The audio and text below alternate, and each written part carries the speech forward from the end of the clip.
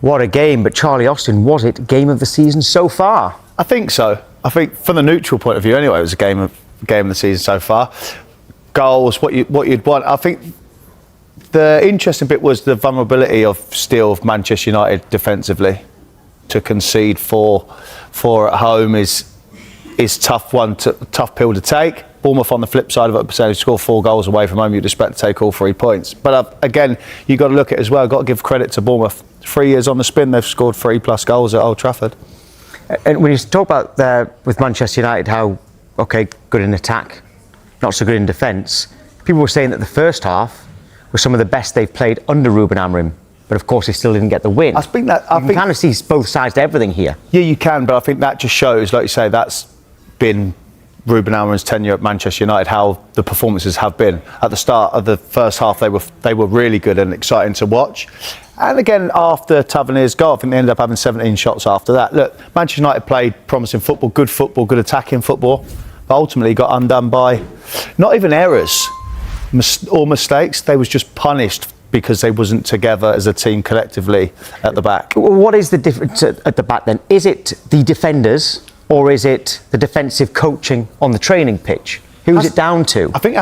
I think they all have to take accountability for it as a collective, really, because there's so many spaces that they left in areas that they could be punished for. If you look at Semenya's goals, Shaw gets the ball away over there, it goes through, Semenya scores. But even Evan Nilsson's goal, a touch, a great finish. It's just them gaps. Could they be tighter in certain situations? But everything comes through the centre of the pitch. Yeah, I say Semenya's first goal is down the side and he runs in on angle. But the other 2 are down the middle of the goal. Free kick there from Tavernier. You've also got to look at. Everyone can say about Lamins what he done with the wall, but you've got to look at the position of Bruno Fernandes and Matheus Cunha in that side of it also. But in the biggest grand scheme of things, United have conceded 4 goals at home again. Well, look at this. Okay, this was Monday Night Football ran this graphic. So Amorim clean sheets and the kind of ratio, 6 clean sheets in 43 games. If you look at the kind of percentage on the right, it's one of the worst in Premier League history. Alongside there, you've got Gary makes no one coil. Nothing wrong with them as managers, but you would expect West Brom and Bolton to have fewer clean sheets than Manchester United. It seems like Manchester United on there, it really sticks out of those other clubs. Okay, maybe Tottenham, but Ozzy Ardiles was famous for how attacking he was. Ruben Amorim isn't famous for his attacking. I think that stands out because it is Manchester United, arguably one of the biggest clubs in world football. So whatever page, any stat you throw at Manchester United, I think it's going to be alarming and everyone's going to open their eyes to it. I think you look at it now, it is just one thing after another. They are taking steps forward in certain directions, but in others they're not moving anywhere. And defensively, they aren't great. So we can talk about how well they are doing attackingly. They've got Matheus Cunha, looks like an out-and-out Manchester United player. Brian and Bremo, them 2 linking up really well. Bruno Fernandes is himself arguably he's going to go down as a Premier League legend. He is for what he has done, but he's a clutch player for Manchester United. Defensively, though, they are short. Right, well, also on Monday Night Football, Jamie Carragher had some interesting comments about Bruno Fernandes following his stunning free kick. Listen to this. Bruno Fernandes, among others, decided to have his say in the game. First time since 2012 that we've seen a direct free kick scored by both sides in the same game. What a strike, Jamie. Amazing. Listen, he's just a brilliant player, isn't he? You know, he has his critics, but it's not for his football. I mean, you think of the goals and the assists he's got. And if he had a few more trophies, if he won a Premier League or maybe a Champions League with Manchester, we're probably talking about one of the greatest sort of foreign players certainly to come to our shores. But because he hasn't quite got that, but his numbers stack up as much as anybody's. Right, Charles, is Carragher right? If Bruno had won more trophies at Manchester United, would he be classed as an all-time Premier League great? I can see where Jamie Carragher's coming from on that, but from my opinion, I think he's in the conversation, he's in the bracket already for me for what he has done. But yes, if he wins trophies, Manchester United, yes, of course, then he becomes that. But also, you can say it on the flip side, if he plays in a better Manchester United team, does that free him up even more to score more goals, to assist more of his teammates? Yeah, okay, we've got a poll running on this as well on Manchester United, which we'll get to in a moment. But Sky Sports have partnered with Finalysis, and out where passionate fans share their opinions on their club. If you want to represent your club, you can visit the Sky Sports app or scan that QR code for more details. Someone who did that a few months ago was KG, a Manchester United fan. KG, always good to see you. We'll get into Amorim and last night in a moment, but on that last bit there about Bruno Fernandes, Do you think he is a Premier League great? And how does he compare to former Manchester United captains? Oh, tough one. I would say Bruno's been one of the best signings we've made post Sir Alex Ferguson. That's the best way to define him. It's a shame that I don't want to say like he's wasted his best years here, but he's not going to be spoken about in conversations with other great players because he hasn't won enough. Man United is a club that's built off winning things. It's hard to say without a European title, not even a Europa League, to put him in that bracket. But I think Man United fans understand how important he's been for us. We can't get enough of you, KG. You've got two of you on the screen there. There's two of me, bro. Oh my God, he's been sacked. He's back. Busting out. KG, you know when you say with Bruno, and you say about winning trophies, etc. When a flip side, and I'll say, when do United look like they're going to win the league again, or when they're going to go close to winning the Champions League? That's obviously one thing, and that's just a period of time Manchester United are going through. But I just think he's come up trump so many times for Manchester United over the years. Even last night, for argument's sake, I just felt like when he was stood over that free kick, from a neutral point of view, I would just think he's going to score. This is his moment. And you almost knew what was going to come and happen. And this was a fantastic free kick. And I think also what Jamie Carragher said on Monday Night Football was a lot of things get spoken about is off the field stuff. Nobody questions what he does on the pitch. It's how he acts when he's not on the ball, right? What's crazy is it's mad because amongst the Man United fan base, he divides opinion because you talk about. Still, I don't understand it personally, but obviously he's playing deeper. And you've seen us concede as many goals as we conceded yesterday. And some people say, obviously, he's so desperate to get forward, he does leave gaps. And that's where we can concede. But I think you have a player like this that's giving his all for the club. Look how visibly upset he is. He gives his all. He does make mistakes, but he's clutch. We should just appreciate him while he's here. But that's nothing new over the years, mate, that how attacking minded he is. Hence the numbers he gets goals, hence the numbers he gets assists. So there's always been that issue with him that he leaves gaps in behind. So is he almost being played out of position for Ruben Amorim to get almost even better out of him than what he is now? Well, and this is going to be the Ruben Amorim special question, right? They talked about us changing formation, changing shape. Wherever Bruno plays, he's going to be the top assister. It doesn't matter who else comes in. I've seen many players step in and say he's going to replace him. No one ever does it. So you can tell this guy's got the piece. He's got the bit between his teeth to really push on this club. We need a bit more. But you can now say, without a doubt, that guy's incredibly clutch. Well, what about Kobbie Mainoo? I know that you like him. He came on to a standing ovation. I know you will have enjoyed that as well. But you'll have also seen that his half-brother posted a photo of himself wearing a T-shirt that said, "Free Kobbie Mainoo." So what do you think about that whole situation? We've got the picture up there right now. Jordan, he's Jordan again. Why? This is the most stupidest thing. The pressure has been on Liverpool. Liverpool been the circus. And guess what Jordan does? He takes that Love Island energy to Man United. No one needs to see him do that. Imagine Casemiro's got a yellow card now. He doesn't. He's not going to be in the team. This is your brother's moment. End of the day, people have to wait. You get your opportunity, you must take it. This has been the absolute stupidest move that anyone could do. I don't know who was advising him, but it just reeks of ego. Yes, sir. KG, no one's advising him. That is self-branding, my friend. That is self-branding. That is him putting himself out there above his brother. All that. I'm not sure he's spoken if he has spoken to him, it's even worse if they've agreed it. That's what I'm saying. But even worse, that is down to full self-branding, not respecting his brother, not respecting that his brother plays for Manchester United, and not realising the situation that he's in. You need to remember, you are the half brother that went on Love Island, and that is it. Respect the situation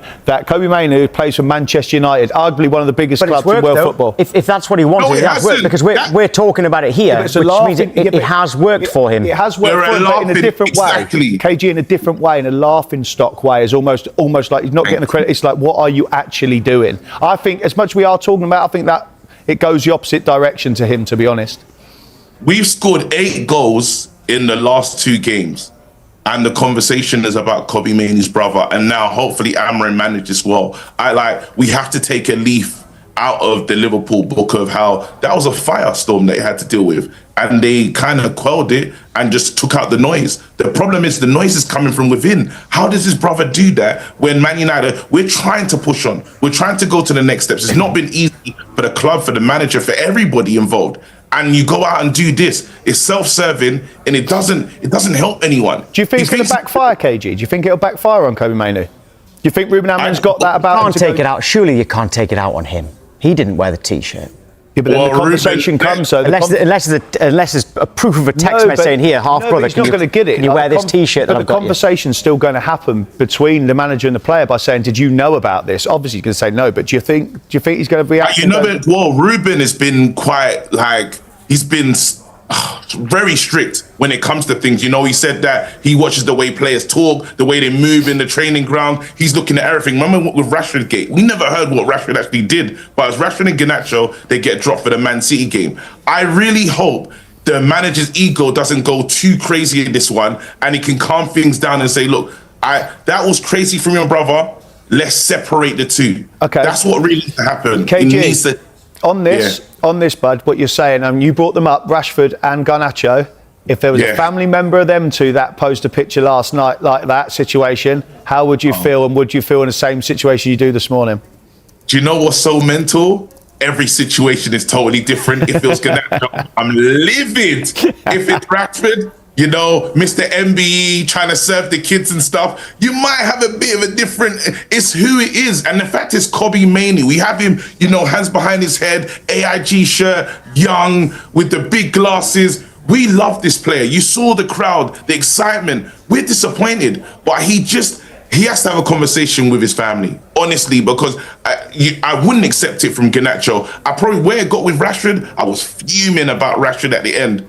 But Kobbie, please don't go down this trip. You don't need this. You're going to play now. If we see Manuel Ugarte on the weekend instead of Kobbie, well, we know what happened, really. I think Garnacho's brother actually was causing problems for Ruben Amorim as well. So I think this has happened before.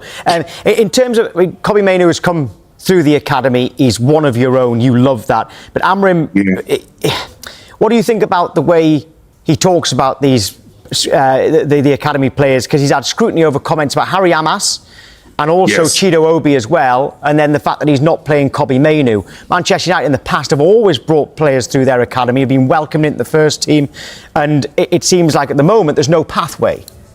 Well, no, I would disagree with that.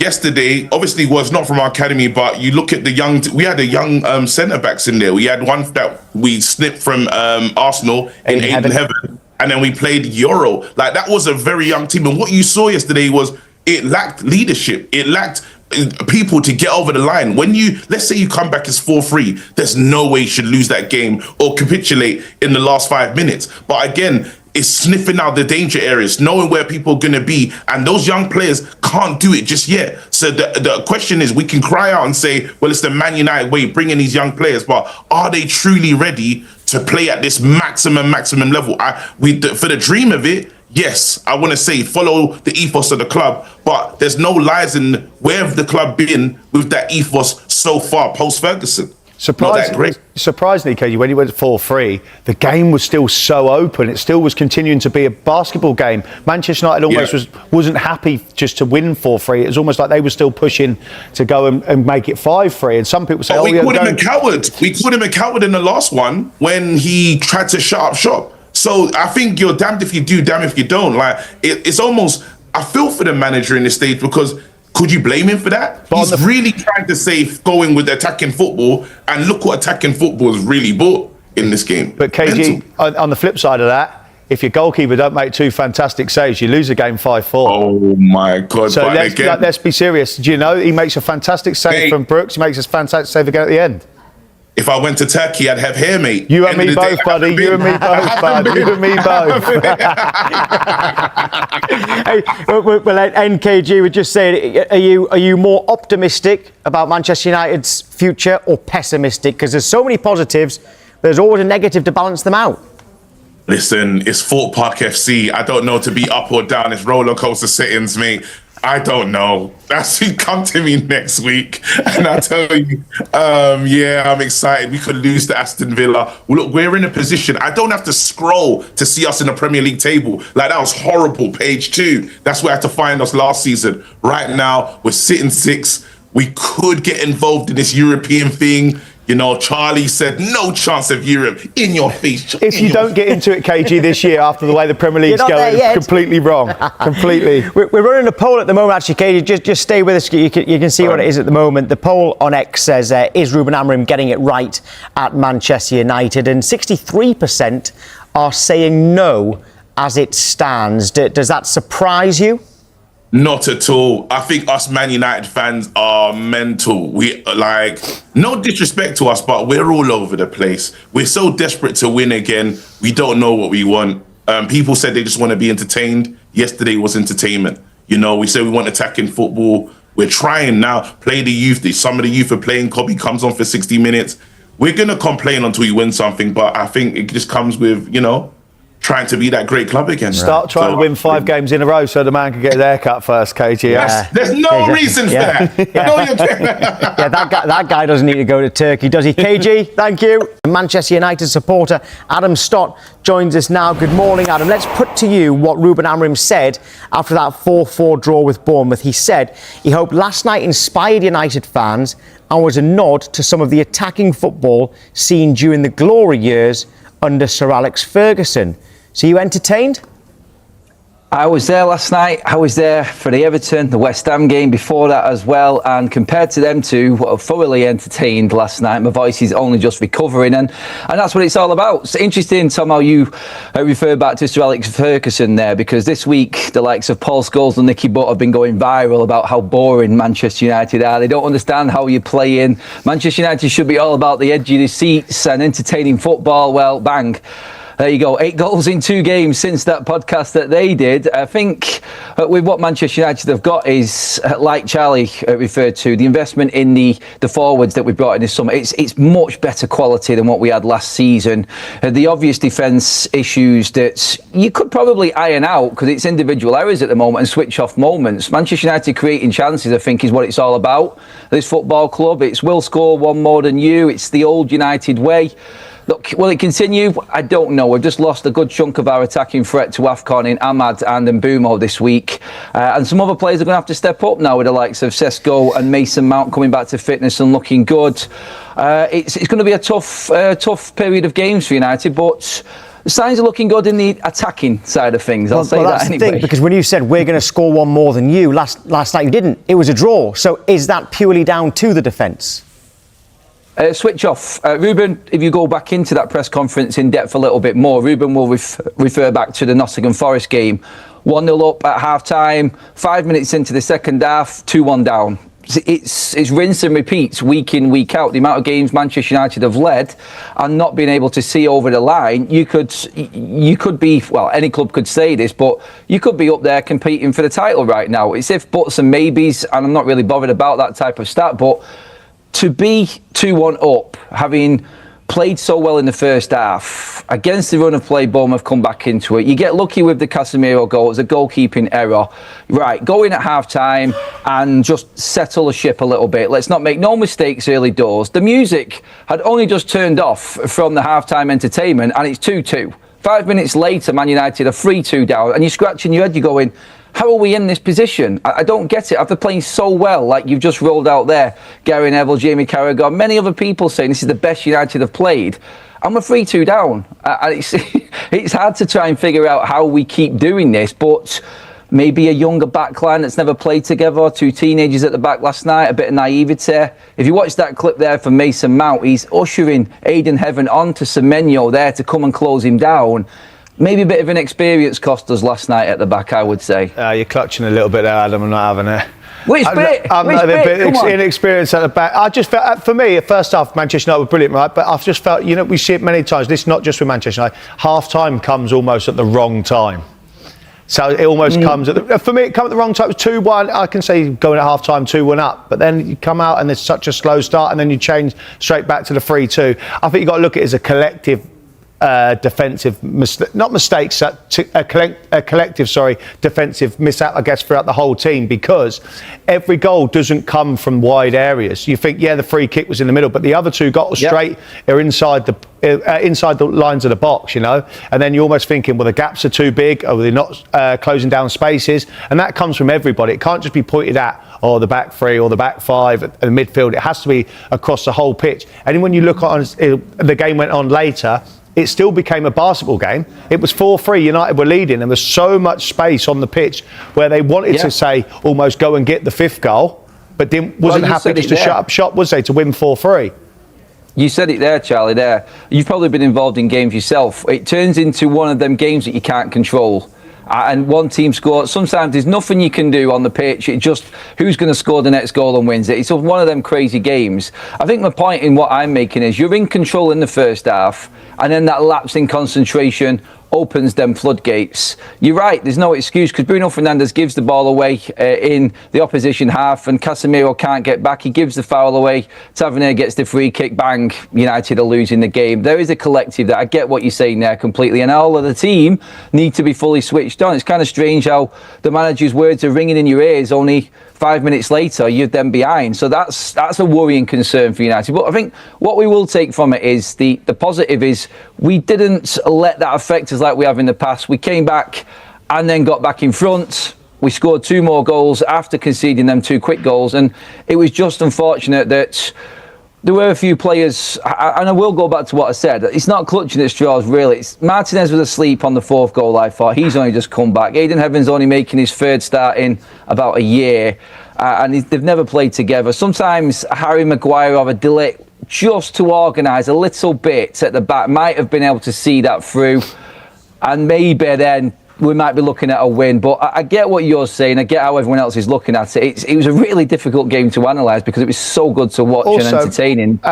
Did you think, other than the first, in the second half, did you feel like United had control of the game at any point? I know at points there was 3-2 behind, then almost 4-3. Did you find that they had control of that, or being there, did you always think Bournemouth was going to come back? Did it feel like it was one of them games that you're seeing that this is going to keep going and goals are going to continue to go in? I listened to what Iraola said in his post-match. I think losing Tyler Adams for them shifted shape for them a little bit, and they struggled to adapt, and United bossed the first 25 minutes. That was it, Charlie. I would say that was the only time we were in control. After that, the goal from Semenyo changed the whole look on the game. United, you had that fear then. You could feel the nervousness in the crowd. It's like, which way is this game going? And it just continued throughout the game from there. And credit to Bournemouth as well. They'd not scored a goal in the previous 2, and they just came and went, let's just have a ding-dong here and let's see who scores the most goals. And from the neutral, it was probably the best game of the season. Leandro Trossard proved to be the perfect antidote to Arsenal's attacking frustrations, following Mikel Arteta's candid remarks about Victor Gyökeres. Gyökeres may have struggled to truly impress since his summer arrival at Arsenal, but over the weekend, there was finally a glimpse of what he is capable of.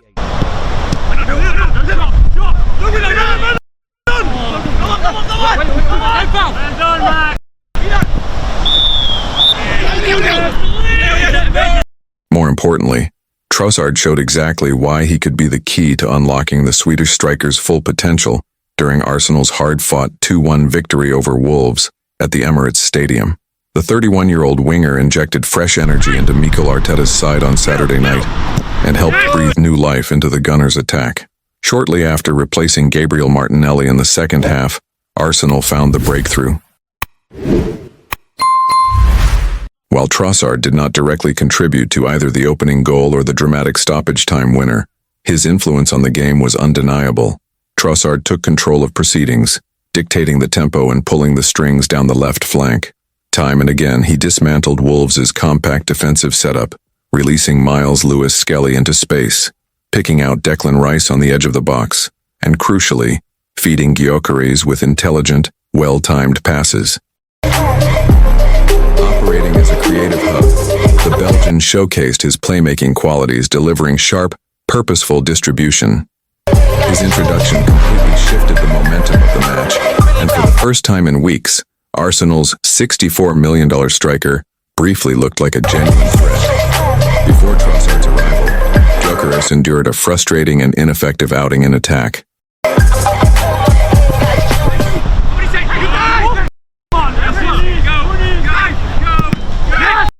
fact, the Belgian was the only player to carve out a clear-cut opportunity for the 27-year-old forward, slipping a simple yet incisive ball in behind the Wolves' backline. Gyökeres controlled the pass, beat his defender, and aimed for the far post. Wolves goalkeeper Sam Johnstone was beaten, but the Swedish striker saw his effort agonizingly drift just wide.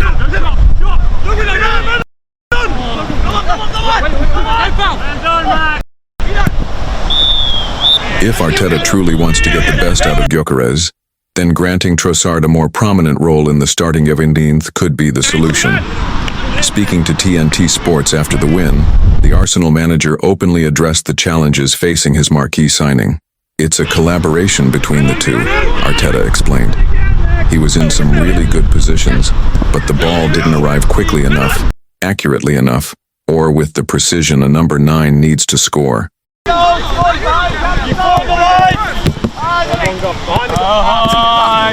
But his commitment and intention were there, and we have to keep pushing. Arteta was equally vocal in defending Gyökeres prior to the match, urging patience with the striker's adaptation to English football. "There was huge expectation because we were signing a proven goal scorer, probably with the best statistics in Europe," Arteta said. "But he's coming into a different league, the most demanding league in the world. What happens if he doesn't score in 5 or 6 games? That was the only question I asked him.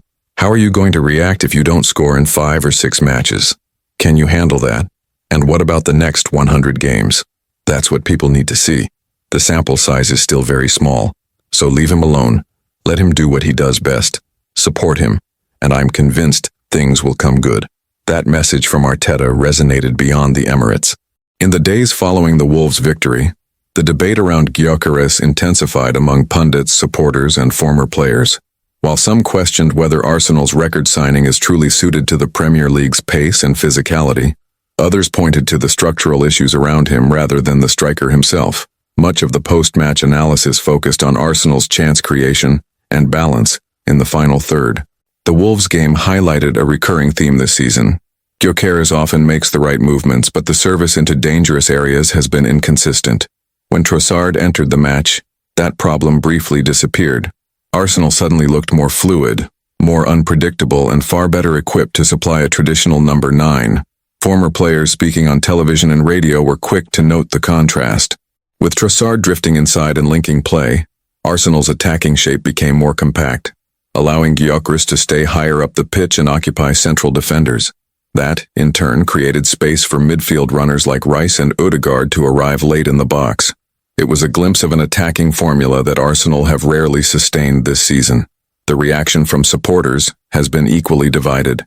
While frustration with Gyökeres' goal return remains, there is growing appreciation for his work rate, physical presence, and willingness to press from the front. Many fans now see Trossard as the missing connector, the player who can translate Gyökeres' movement into genuine scoring opportunities. Internally, Arteta faces an important decision. Persisting with a front line that isolates Gyökeres risks damaging the striker's confidence, especially with tougher fixtures on the horizon. At the same time, promoting Trossard to a regular starting role could mean reshuffling wide positions and reducing Martinelli's minutes, a bold call that would not come without consequences. Yet football at the highest level often comes down to chemistry rather than reputation. The Wolves match suggested that Arsenal's most expensive signing may not need drastic changes to his own game, but rather the right supporting cast around him. If Arteta embraces that idea, Gyökeres' slow start could soon be remembered as nothing more than a difficult adjustment period. For now, the pressure remains. Goals will ultimately define Gyökeres' Arsenal career, and patience in North London is never unlimited. But with Trossard offering clarity, creativity, and calm in possession, Arsenal may finally have found the key to unlocking their striker and turning promise into consistent production.